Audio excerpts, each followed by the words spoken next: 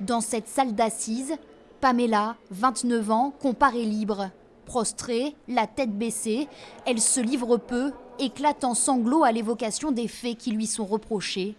Elle est accusée d'avoir, en pleine nuit, violemment secoué son bébé de 3 mois parce qu'il pleurait trop. L'enquête laisse apparaître qu'elle était exténuée. Elle n'aurait même pas réalisé son geste. Quand on lui a demandé par exemple de reproduire le geste qu'elle a fait sur son fils, elle en était absolument incapable. Dans ses réquisitions, l'avocate générale a rappelé la gravité des faits. Un bébé secoué reste un bébé maltraité, a-t-elle martelé. Elle réclame une peine de 6 ans d'emprisonnement assortie d'un sursis de 3 ans face aux séquelles irrémédiables de la petite victime.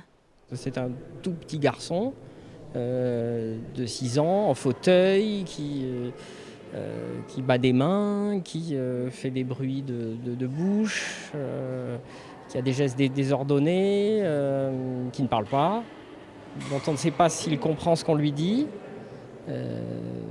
L'interaction est très difficile.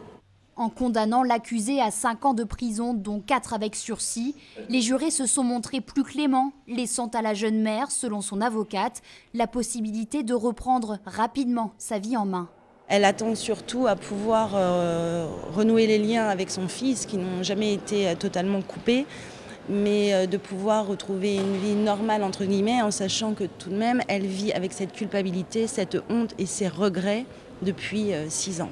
Reconnue coupable de violences suivies d'une infirmité permanente sur mineur de moins de 15 ans par ascendant, l'accusée a été placée en détention à l'issue de son procès.